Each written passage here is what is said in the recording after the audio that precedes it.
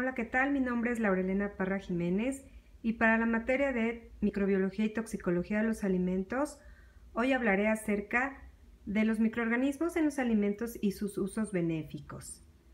Vamos a hablar acerca también de lo que es el proceso de fermentación para la elaboración del pan. Comenzaremos con un poco de la historia del pan a nivel mundial y en México. La historia del pan. El pan es el alimento que consiste en una masa de harina, por lo común de trigo, levadura y agua, cocida en un horno. Obviamente el pan en la antigüedad consistía únicamente en una masa cocida a base de harina y agua, pero sin fermentar, es decir, sin la utilización de levaduras. La historia del pan data aproximadamente en Grecia más o menos en el año 2000 a.C.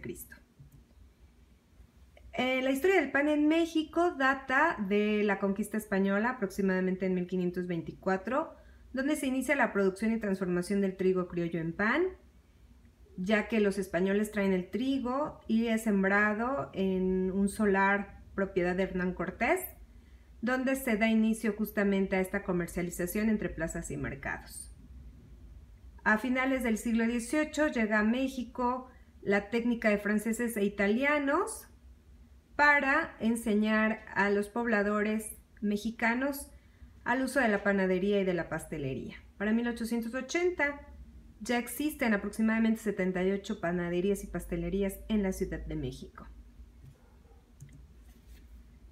Para entrar de lleno a lo que es la composición química del pan, tenemos que tener en cuenta factores como humedad, proteínas, almidón, cenizas, materias grasas, materias celulósicas, enzimas hidrolíticas, vitaminas, agua, sal, levadura, en algunas ocasiones mejorantes, azúcar, leche, huevo y frutas. Estos últimos no siempre están presentes, pero por lo regular hay que tomarlos en cuenta. El proceso de panificación prácticamente es igual al proceso de fermentación. Este tipo de fermentación es una fermentación alcohólica gracias a la existencia de un hongo, una levadura llamada Saccharomyces cerevisiae. La fermentación consiste en que a partir del azúcar se obtenga alcohol etílico y dióxido de carbono. Este dióxido de carbono forma burbujas. El gluten presente en el trigo atrapa estas burbujas y hace que la masa doble su volumen, ocasionando entonces la evaporización del alcohol etílico por un proceso de levitación. Esta es una célula de levadura. Aquí vemos cómo el almidón, la maltosa, la glucosa, el agua y la sacarosa reaccionan gracias a las enzimas encontradas aquí, generan una reacción de fermentación del tipo alcohol para tener etanol y dióxido de carbono.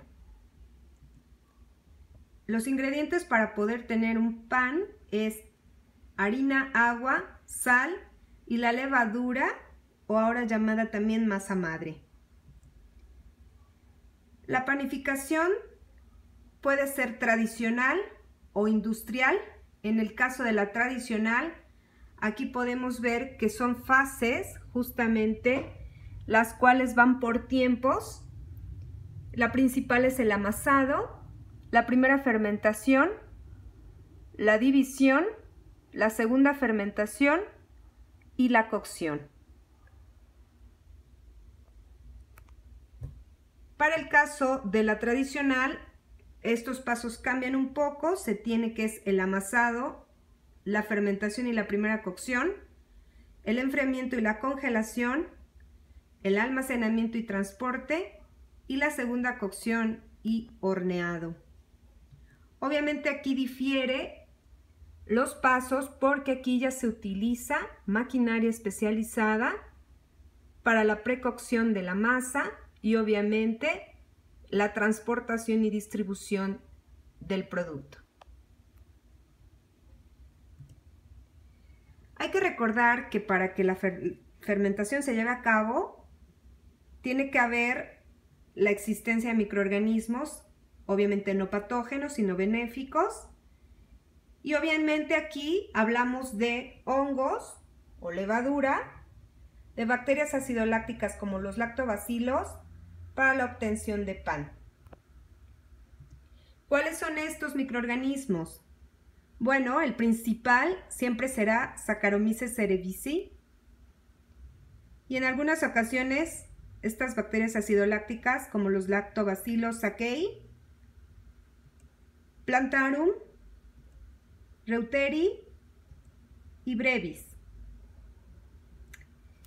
En México existe la normatividad para la producción de pan, basada en la norma oficial mexicana, la 147 SSA 1, 1996 de bienes y servicios, donde se contemplan cereales y sus productos, harinas de cereales, sémolas o semolinas, alimentos a base de cereales, de semillas comestibles, harinas, sémolas o semolinas y sus mezclas, y los productos de panificación.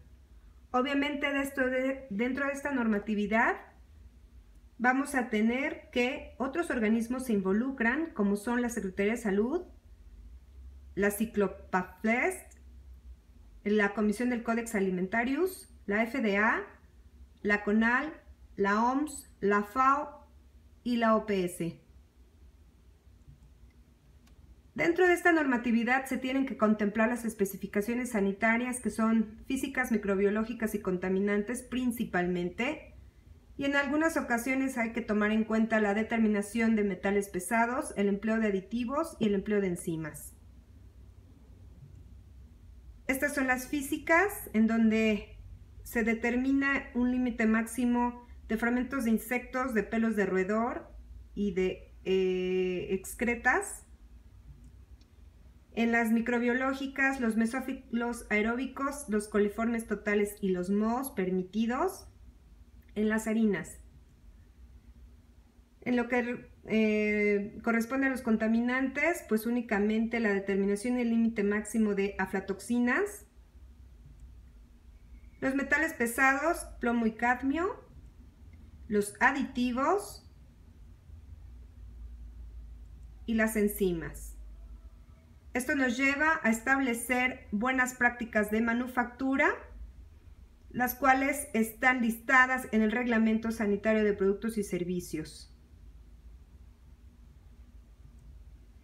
Los beneficios para la salud, obviamente es inmunoestimulante, antitumoral, probiótica, antianémica, digestiva, cicatrizante, hepatoprotectora, analgésica y nutritiva. Es así que la levadura, justamente utilizada en la elaboración de pan, proporciona macro y micronutrientes como carbohidratos y aminoácidos esenciales, vitaminas, fibra alimentaria y minerales. Gracias por su atención.